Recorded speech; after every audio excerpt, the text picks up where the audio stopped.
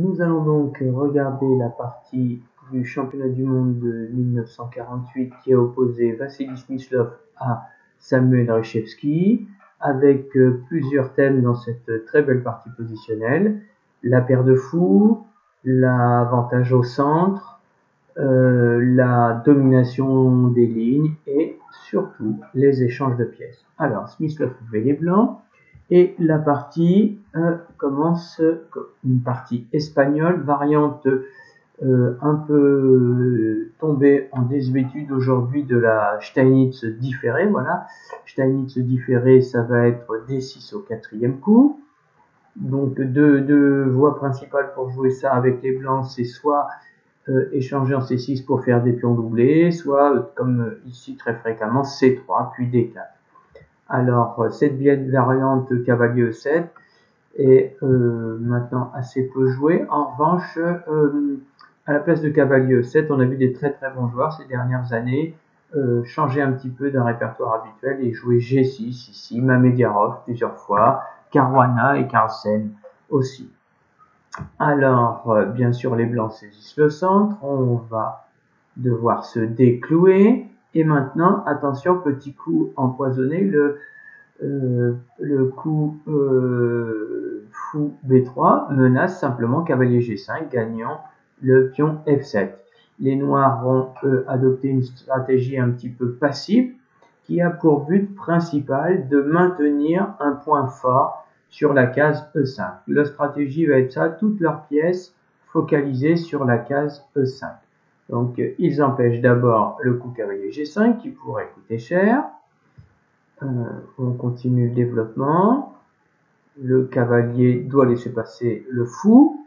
Et ici, il y a... non, cavalier C4, jusque-là, c'est normal. Fou E7 aussi. Et c'est à ce moment qu'il y a une bifurcation assez fréquente. Il y a pas mal de parties où les blancs ont continué la manœuvre classique de ce type de situation, où le cavalier va directement en E3 pour sauter sur les cases affaiblies, D5 et même parfois F5.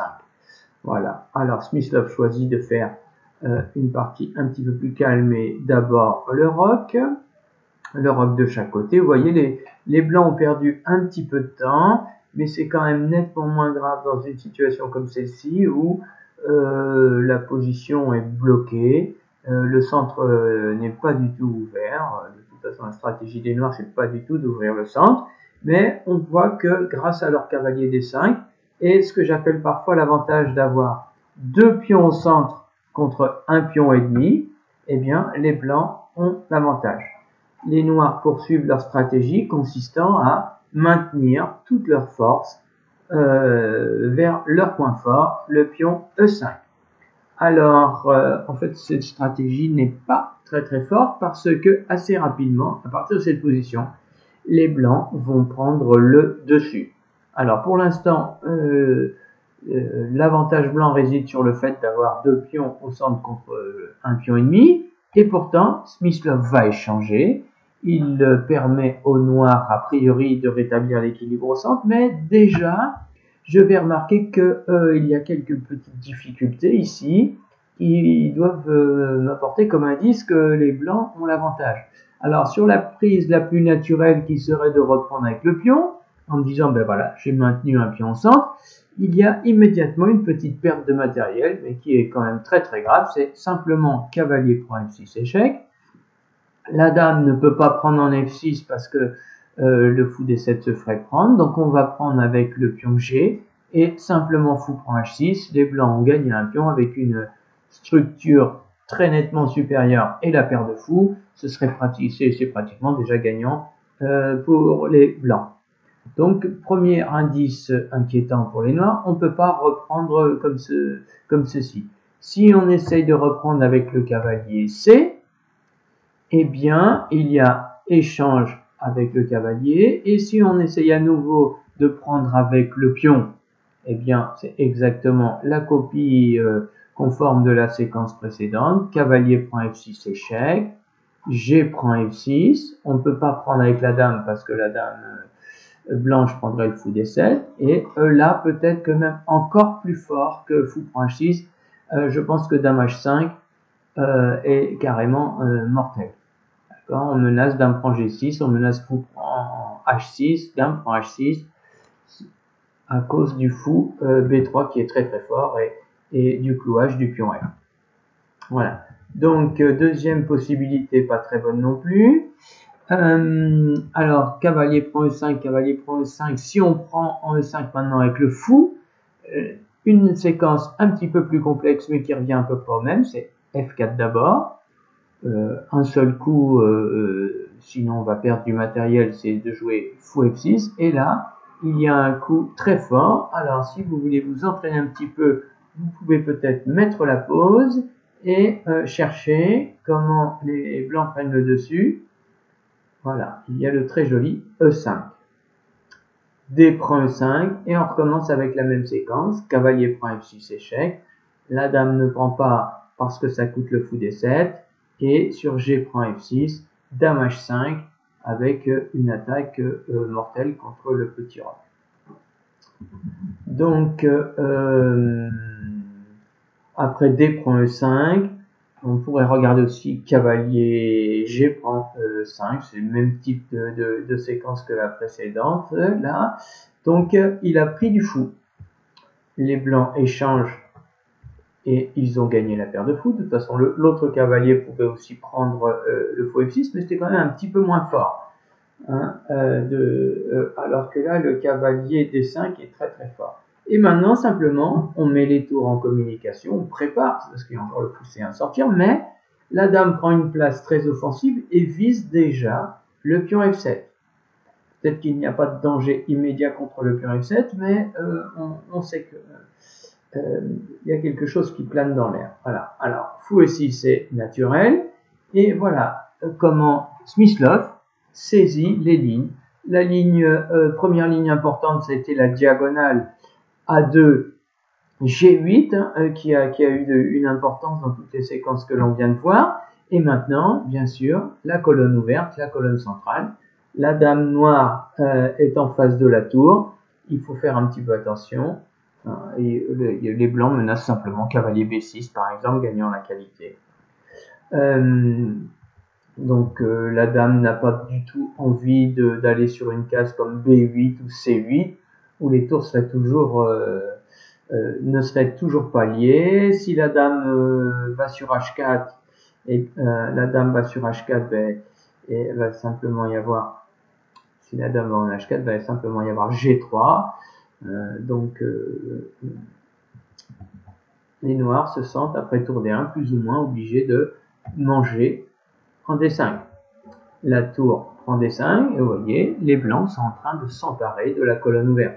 Alors quand il y a une colonne ouverte au centre de l'échiquier, évidemment, c'est le point le plus important, c'est l'élément stratégique numéro 1. Donc la dame va venir en E7 et maintenant un très très joli coup, dame F5.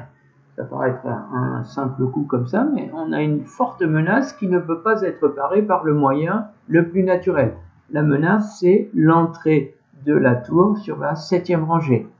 Les blancs ont une forte menace et on ne peut pas jouer le coup tour à D8 parce que les noirs perdent immédiatement du matériel. Alors attention, il y a un petit piège. Si j'essaye de gagner du matériel, il faut pas que je me trompe. Je vous invite à mettre la pause et à chercher un petit peu. Alors, si vous avez bien calculé, vous avez trouvé le très joli fou prend H6 qui gagne un pion très important. En revanche, il serait mauvais de se précipiter et de faire tour prend D8, tour prend D8, dame prend G6 pour profiter du clouage du pion F parce que tour D1 échec. Et tout d'un coup, c'est les noirs qui gagnent parce que on prend la tour, le pion F n'est plus cloué et on se retrouve avec la dame contre juste un fou. D'accord? Donc la combinaison va marcher en faisant en premier fou prend H6. Si le pion prend H6, maintenant on peut faire échange des tours, dame prend G6 avec échec. Et en plus, j'ai la tour qui garde parfaitement la première rangée. Et les blancs ont déjà gagné un pion, ils vont en gagner un deuxième avec un fou qui est nettement plus puissant que le cavalier. Une partie facilement gagnée. L'alternative serait de manger en D5 juste après fou prend H6, auquel cas on prend en D5, le pion prend H6 et là D prend C7, D prend C6 et la menace réapparaît. On menace de reprendre à nouveau le cavalier G6, on menace aussi de prendre en B7 et on va pouvoir installer la tour sur la colonne ouverte. Alors, par exemple, sur Dame H4, j'avais envisagé Dame E4, hein, un coup de centralisation que je trouvais le coup le plus fort. Voilà. Je garde C6, j'ai un œil sur le cavalier qui va être la menace. Par exemple, si les blancs, si les noirs prennent en C6, ben G3 et le cavalier n'a pas de case. Le cavalier n'a pas de case parce que partout où il va, il se fait prendre. Alors on a peut-être encore Dame G5. On a peut-être encore Dame G5 quand même.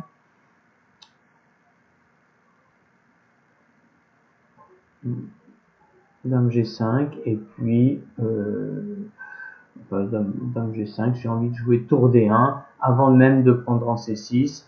La structure de pion est très très favorable aux blancs, ils ont 2 îlots de pions contre 4, le fou très fort, et le pion C6 est déjà difficile à défendre. La menace la plus forte immédiatement serait peut-être tour D7. Donc, attention aux petites subtilités, mais impossible. Donc, une des pièces les mieux placées doit reculer, le cavalier va simplement reculer. On peut maintenant mettre le fou en action, voilà, il prend une très bonne place où il contrôle les 2 diagonales importantes. On doit déjà se méfier avec les noirs à ce qu'il n'y ait pas l'arrivée du fou en C5 et on a du mal à trouver les bonnes cases pour la dame. Donc les noirs ont joué cavalier E6 et on double. Alors j'ai envie de mettre un petit focus sur cette position à ce moment-là parce que là je trouve que cette position est vraiment un tableau. Smyslov a magnifiquement construit cette position, il a, à mon avis, un très très gros avantage. Alors, il a la paire de fous, il domine la colonne D, et il a les pièces qui sont simplement dominantes. Et les 2 petits coups anodins de l'ouverture, maintenant, nous rappellent farouchement que pourquoi on appelle ça H6 et A6 le bonnet d'âne, avec des affaiblissements qui vont tous les deux jouer un rôle. Le pion H6 a affaibli la cage G6, on a vu que dans pas mal de variantes ça avait un rôle précédemment, et l'autre affaiblissement aussi aura un rôle. Alors, les noirs doivent évidemment contester la colonne ouverte, et ici Smyslov se décide pour le coup G3. Alors ça c'est intéressant parce que il a une position très très forte. On se dit qu'on pourrait peut-être déjà chercher une combinaison ou comment augmenter avec une suite forçante un avantage.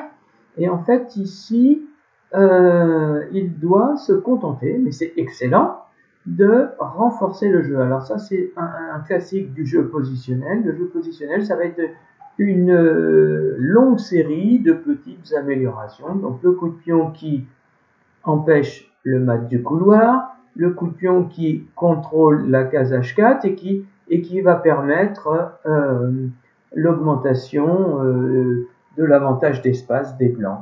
Alors si ici les noirs décidaient de jouer sur place, le plan des blancs serait simplement gagner de plus en plus d'espace jusqu'à l'étouffement complet.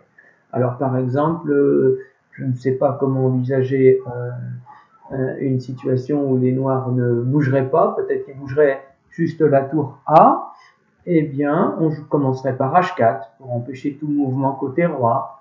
La tour joue sur place, on enlève le roi de la première rangée, pas d'échec. Et puis on commence à gagner de l'espace à l'aile dame. On améliore le fou et puis finalement quand tout est bien sécurisé, on va avancer à l'aile dame jusqu'à ce qu'il y ait le coup B5 qui qui force le gain du pion E5. Voilà, ici, d'ici très peu de coups, les noirs ne pourront plus attendre et B5 va gagner le pion E5 et la partie. Alors, pour éviter cette lente torture, on va parler de... quand c'était Karpov qui jouait des situations comme ça, on parlait de la torture espagnole. Donc Smyslov, Reshevsky plutôt, se décide pour jouer tour D6. Alors, le prochain coup, s'il arrive à mettre la tour en D8, il a sérieusement amélioré sa position. Mais évidemment, il y a échange des tours. Et maintenant apparaissent deux faiblesses importantes dans le jeu noir. Alors, il n'a pas eu de gain tactique, il a amélioré sa position, il a appuyé là où ça faisait mal pour finalement obliger l'adversaire à se créer deux faiblesses. Deux faiblesses, c'est la case B6 qui va permettre au fou de s'installer là où il sera très perturbant, et le pion arriéré D6. Alors j'appelle un pion arriéré un pion qui n'a aucun pion à côté de lui ou derrière lui pour le protéger s'il est attaqué et pour l'aider à avancer s'il a envie d'avancer. Voilà. Et la case devant est une case affaiblie, la case D5. Donc dans ces situations-là, Smyslov commence par faire une petite amélioration. Il met la dame sur cette case où il attaque le pion H6. Il menace fou pour H6 à cause du cloage. Donc on est obligé de jouer un coup de roi. L'alternative était peut-être d'approcher le roi vers F8. Mais c'était aussi exposer le roi des futures attaques. J'ai étudié une longue variante, on pourra peut-être voir ça une autre fois. Donc roi H8, et maintenant il installe le fou dans la case faible. Alors, on se dit que ici on peut peut-être essayer de jouer sur place, et on n'a pas encore perdu. Quel pourrait être le plan de Smyslov, un peu comme tout à l'heure, prendre le contrôle de toutes les cases, jouer H4, puis A4, essayer de ficeler l'adversaire, peut-être doubler les pièces lourdes sur la colonne D, en mettant la tour d'abord, peut-être une manœuvre à base de tour D3 et dame D1. Mais voilà, quand on est dans des situations comme ça et qu'on a un adversaire qui crée une pression positionnelle, c'est souvent là qu'on va commettre l'erreur. Et donc Smyslov joue le mauvais coup, cavalier B8, il veut replacer le cavalier en C5 en passant par D7, en chassant le fou B6. Et ici, Smyslov engage une combinaison décisive. Il commence par prendre en E6. Il détériore la structure de pion noir. Hors de question de prendre avec la dame, on perdrait le pion D6. Il prend du pion. Et là, il y a un très joli coup et une très jolie manœuvre qui n'est pas évidente et qui lui a dû faire très mal à Reshevsky. Alors, si vous voulez prendre un petit peu de temps, vous pouvez mettre la pause pour chercher le coup de Smyslov. Et le coup est dame H4. J'échange la pièce la plus active de l'adversaire. Évidemment, si les noirs prennent, ils font un affaiblissement très important de la structure au blanc, mais la tour va prendre le pion D6 et elle sera très active. Les blancs auront un avantage énorme dans la finale, même si le pion D, le pion D saute et que les deux pions H des blancs sont quand même pas très brillants. La finale est pratiquement gagnante. Alors, au lieu de... Moi, j'avais analysé cavalier D7, tour prend D6, le cavalier va défendre. On empêche le cavalier de s'activer. Le cavalier aimerait bien aller en F4 puis à G6. Et puis, voilà, on va être le premier à manger. Voilà, cette finale est très avantageuse. La tour est très active. Les pions noirs sont tous très faibles. Cette finale est gagnante. Alors, donc ils ont joué légèrement différemment. Reshevsky a joué dame D7. L'échange des dames a obligatoirement lieu quand même après dame D8 échec. Les noirs ont un peu de répit. Ils ont le temps d'améliorer leur cavalier parce que ils attaquent le fou, mais le pion D6 ne peut pas être sauvé. Voilà. Alors, une idée importante dans la défense d'une fin de partie comme ça, c'est le défenseur cherche à garder un minimum de pièces, liquider le plus possible de pions. Donc quand je vois cavalier A4, il peut prendre B2 puis C3, ce qui est plus important pour lui que de manger juste le pion E4. Donc tour prend E6, cavalier prend B2, tour prend E5, cavalier C4 est plus ou moins obligatoire. Si le fou arrive en D4, maintenant il y aura une collaboration terrible et la tour revient en 7e rangée avec gain du pion G7, peut-être même G7 et B7. Donc cavalier C4, on force l'échange. Donc en théorie, dans ce type de finale, ce qui permet le plus de résister, c'est une finale de tour, mais Smyslov est un maître des finales de tour. Hein. Je vous rappelle que si vous voulez étudier les finales de tour, le livre de référence, c'est le livre écrit par Smyslov. Donc il va jouer celle-ci de façon parfaite.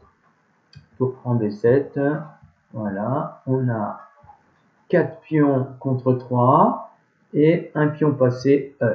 La tour sur la 7e rangée, le roi ne peut pas sortir, la tour du camp le plus fort est aussi très bien placée, elle est derrière le pion passé. Voilà, quand j'ai un pion passé, eh bien pour que ma tour l'aide à avancer, elle est bien placée derrière, et quand c'est mon adversaire qui a un pion passé, eh bien je suis bien placé aussi pour me défendre quand je suis derrière. Regardez, la tour surveille le pion et elle continue à agir, elle regarde très loin sur la ligne horizontale, elle a toutes les possibilités qu'elle veut sur la ligne verticale. Alors, Smyslov, tranquillement, met tout le monde en action.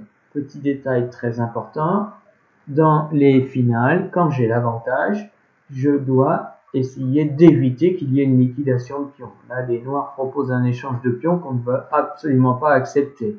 En cas de prise en A3 qui serait une grosse erreur, la finale avec 3 pions contre 2 sur la même aile, compte tenu du fait que le pion H est très avancé, la défense va être un petit peu difficile, mais normalement c'est nul. D'accord, donc on garde le maximum de pions, voilà, et on va jouer doucement.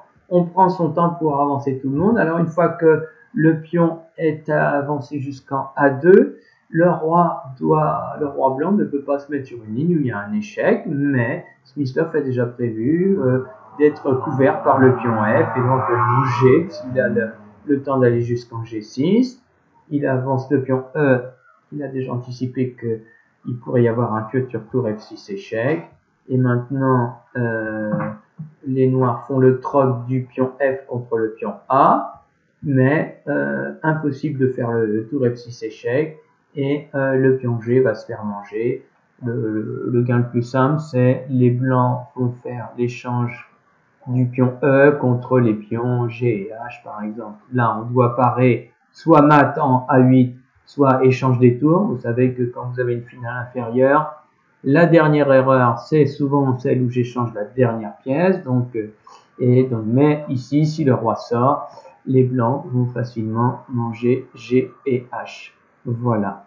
Alors, j'espère que vous avez apprécié cette partie que je trouve particulièrement instructive. Et je vous remercie d'avoir suivi jusqu'au bout.